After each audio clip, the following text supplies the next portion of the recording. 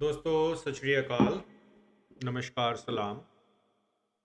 दोस्तों जैसा कि आप लोग अब जानते ही हैं कि सेफ जो है वो अब चेंज होने जा रही है। 31 मार्च 2023 के बाद अब जो न्यू एजेंसी आएगी उसका नाम है एपीएमए, पुर्तगाल agency for migration and asylum. तो दोस्तों इस चेंज को लेकर के बहुत सारे सवाल और यहाँ कह लीजिए डर हमारे भाइयों में फैमिलीज़ के अंदर हैं कि जैसे ही सेफ बदलेगी तो क्या रूल्स भी चेंज हो जाएंगे। तो क्या अब जो लोग नए आ रहे हैं, क्या उनके लिए फाइल्स बंद हो जाएँगी? या जो रूल्स हैं वो अब क्या चेंज हो जाएँगे जिसके कि उनको अब इमिग्रेशन या यहाँ की रेज़िडेंसी लेने में प्रॉब्लम आएगी? क्या ऐसा कुछ है? तो आज हम इसके बारे में थोड़ा डिटेल में समझते हैं कि बेसिकली सेफ का चेंज होना और न्यू एजेंसी का आना, इससे क्या फ़र्क पड़ेगा और ऐसा अक्सर में हुआ क्यों है? तो इससे पहले कि मैं अपनी आज की वीडियो स्टार्ट करूं, जैसा कि आप लोग जानते ही हैं दोस्तों कि अब आपको स्क्रीन के ऊपर मेरा जो कंपनी का नंबर वो शो कर रहा होगा और ईमेल एड्रेस भी है। आप चाहें तो मुझे उस पर कांटेक्ट कर सकते हैं, मुझे मैसेज करिए। आपकी कोई भी इंक्वायरी है, जैसे ही मैं फ्री होऊंगा तो मैं उसका जवाब दूंगा। दोस्तों डायरेक्ट कॉल ना करें क्योंकि मैं बिज़ी रहता हूं। अगर मैं हर एक की कॉल उठाने लग गया तो मैं और काम नहीं कर पाऊंगा। तो आप इंतज़ार करिए मेरे मैसेज आने का। इसके अलावा आपके पास फेसबुक मैसेंजर और इंस्टाग्राम की ऑप्शन भी है दोस्तों। इंस्टाग्राम का बारकोड जो है वो आपको शो हो रहा है स्क्रीन के ऊपर। आप चाहें तो वहाँ से अपना अकाउंट स्कैन करिए और आपको वो आपका अकाउंट मेरे अकाउंट तक ले आएगा दोस्तों। और दोनों की लिंक जो है डिस्क्रिप्शन में अवेलेबल हैं। तो दोस्तों अगर हम फर्स्ट ईमेल की बात करते हैं तो कुछ मिक्स सा रिस्पॉन्स आ रहा है कि 31 मार्च 2023 तक, जैसा कि आप लोग जानते हैं कि अब एक मेगा ऑपरेशन चल रहा है। तो कुछ लोगों को तो फर्स्ट ईमेल की बजाय डायरेक्टली ही फिंगर्स की ईमेल आ गई है। फिर अभी हाल ही के अंदर कुछ लोगों को फर्स्ट ईमेल रिसीव हुई है और अब वो फिंगर्स की वेट कर रहे हैं। तो कुछ समझ नहीं आ रहा है कि ये बेसिकली किस तरह से काम कर रहे हैं। पर जैसा कि मैं अक्सर आप लोगों को कहता हूँ कि आप लोग ज़रूर रात को सोने से पहले सपा का पोर्टल चेक किया करें कि हमें कोई सेफ की तरफ से कोई नोटिफिकेशन तो नहीं आई है। अगर कोई भी आई है तो आपको टाइम पर पता चल जाए। तो दोस्तों अब हम बात करते हैं कि सेफ का चेंज होना या यूँ कह लीजिए सेफ का डिसॉल्व हो जाना, ख़त्म हो जाना और उसकी जगह पे एक नई agency APMA, Portuguese agency for migration and asylum, उसका आना, उससे क्या फ़र्क पड़ता है।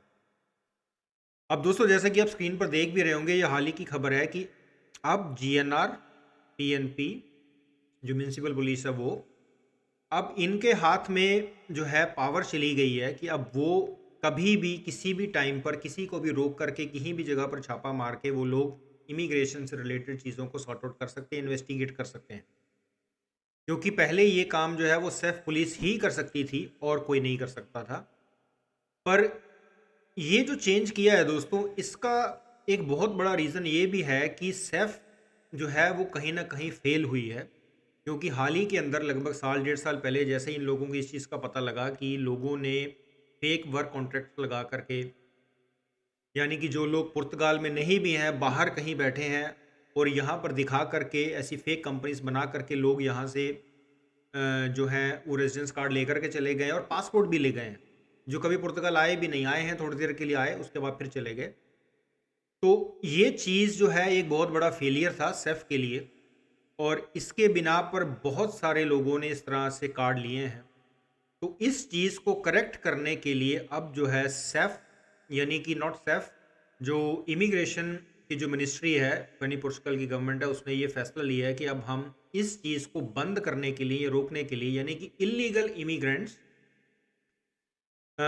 इमिग्रेंट्स से मतलब ये है कि जो लोग पुर्तगाल में नहीं है, फेक डॉक्यूमेंट्स लगा करके जिन लोगों ने अपना यहाँ की रेजिडेंसी ली है या जो भी कुछ है, इस चीज़ को कंट्रोल करने के लिए सेफ को डिसॉल्व कर दिया गया है और अब एपीएम में उसकी जगह पर आ गई है। जैसा कि आप स्क्रीन पर भी देख रहे होंगे कि हाल ही के अंदर जो है जीएनआर जो है वो अब एयरपोर्ट्स पर खड़ी है चेकिंग के लिए।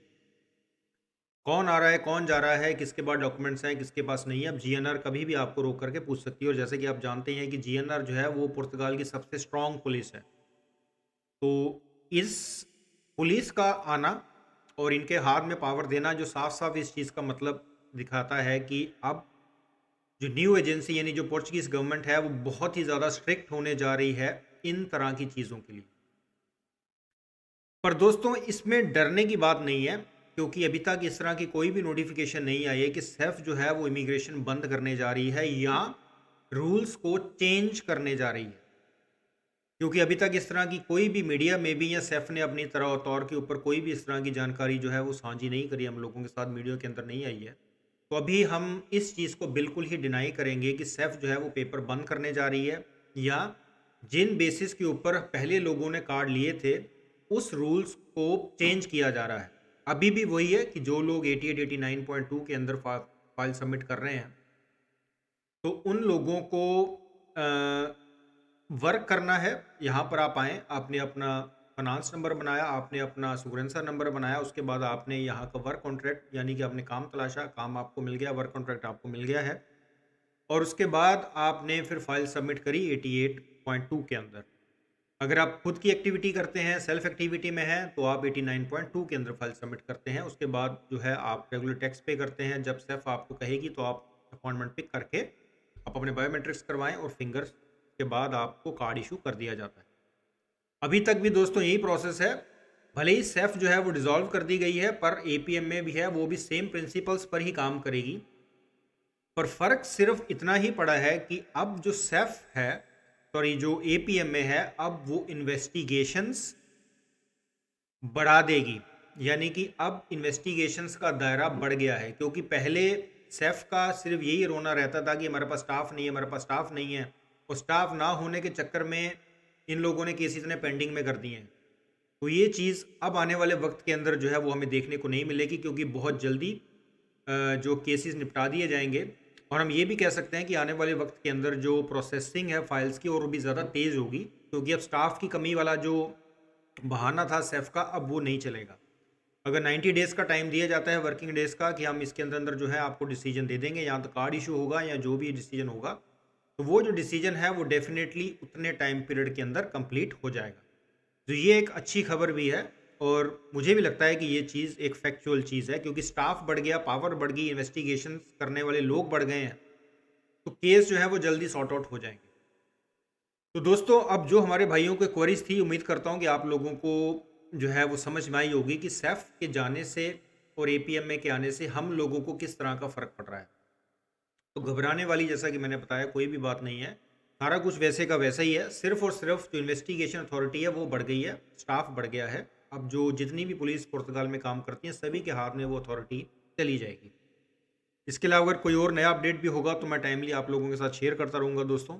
अगर आप लोगों के कोई भी सवाल हैं, कोई सुझाव है, तो ज़रूर आप मेरे साथ साझा करिए, कमेंट सेक्शन में लिखिए दोस्तों। उम्मीद मैं जब भी मैं फ्री रहूँगा तो मैं ज़रूर उनका जवाब दूंगा। उसके अलावा आपको नंबर डिस्प्ले हो रहा है, आपकी जो भी सवाल है मुझे ज़रूर व्हाट्सएप करिए, इंतज़ार करिए मेरे जवाब देने का। जैसे ही मैं आपको आंसर दूंगा तो हम एक टाइम फिक्स कर लेंगे, तो हम बात भी कर सकते हैं।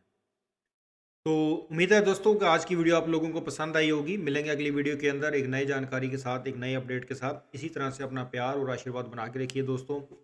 तब तक आप सब लोगों का बार बार हार्दिक तौर से धन्यवाद।